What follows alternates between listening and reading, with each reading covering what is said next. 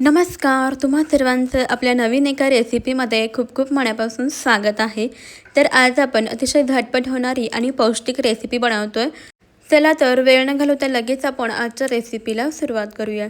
सर्वप्रथम पहा, इथे आपण जे स्वीट कॉर्न असतात ते घेतलेले आहेत. आता हे स्वीट कॉर्न मी अगोदरच व्यवस्थित शिजवून घेतलेले आहेत. शिजवून घ्यायचे आहेत आपल्याला स्वीट कॉर्न.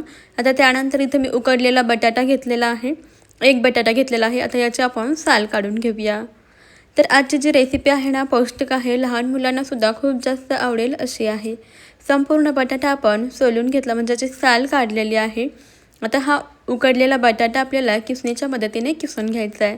असं किसून घेतल्यामुळे काय होतं, बटाटा छान एकसारखा असा निघतो, मॅश होतो.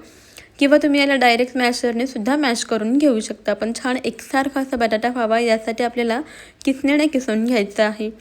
पहा, अशा पद्धतीने आपण हा बटाटा किसलेला आहे. आता याला व्यवस्थित हाताने मिक्स करून घेऊया. एक बटाटा इथे आपण व्यवस्थित मॅश करून घेतलेला आहे. आता यानंतर इथे आपल्याला एक बाउल घ्यायचा आहे, मिक्सिंग बाउल. यामध्ये उकडलेली मका घालायची आहे, बॉईल केलेली मका.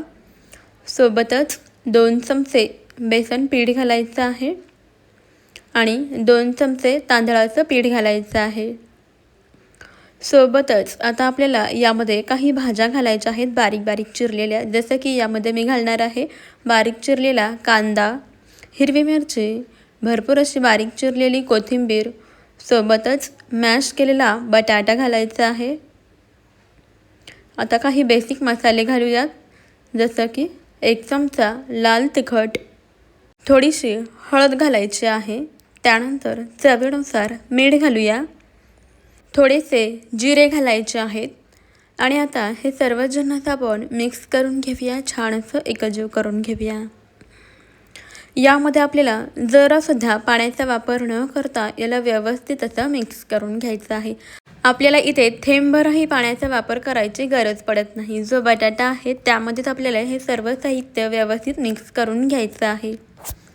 तर मंडळी, तुम्हाला एक निवेदन आहे की तुम्ही माझा आजचा हा व्हिडिओ कोणत्या शहरातून किंवा गावातून पाहत आहात कमेंटमध्ये नक्की कळवा, म्हणजे मला सुद्धा समजेल की आपल्या युनिक अशा रेसिपी कुठपर्यंत पोहोचतात.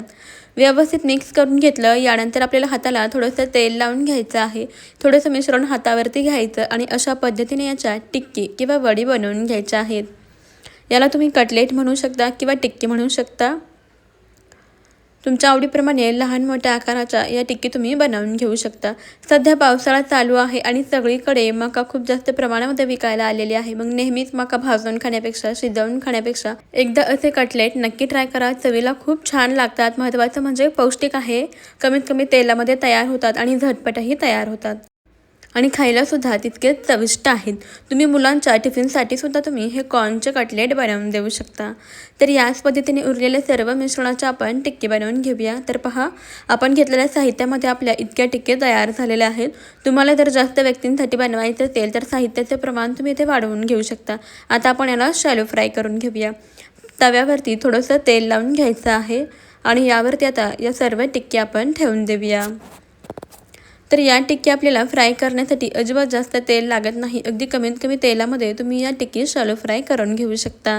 मीडियम फ्लेमवरती आपल्याला या टिक्की फ्राय करून घ्यायच्या आहेत. गॅस वाढवायचा नाही, मीडियमच ठेवायचा आहे, जेणेकरून या टिक्की आतमध्येपर्यंत व्यवस्थित अशा शिजल्या जातील.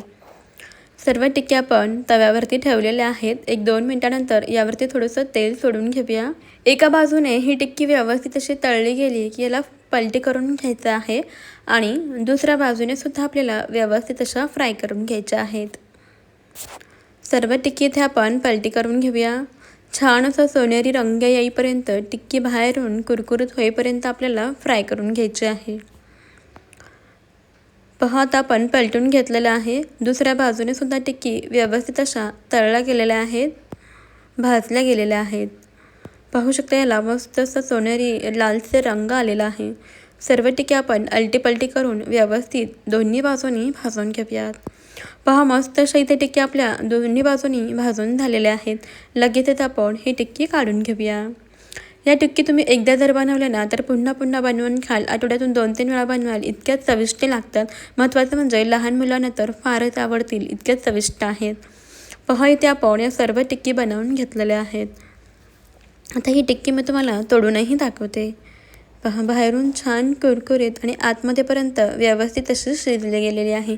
गरमागरम अशी या टिक्की किंवा कटलेट तुम्ही सॉससोबत सर्व करू शकता किंवा अशाच खाल्ल्या ना तरीसुद्धा चवीला खूपच छान लागतात. तुम्ही सुद्धा ही रेसिपी नक्की ट्राय करून पहा. कशी वाटली कमेंटमध्ये कळवा आणि आवडल्यास आपल्या चॅनलला सबस्क्राईब करा. त्या पुढील बेल आयकॉनही प्रेस करा म्हणजेच आपल्या येणाऱ्या नवीन व्हिडिओचे अपडेट सर्वप्रथम तुम्हाला मिळतील. चला मग आपण भेटूया आपल्या नवीन अशा रेसिपीमध्ये. व्हिडिओ तुम्ही शेवटपर्यंत पाहिलात त्याबद्दल धन्यवाद.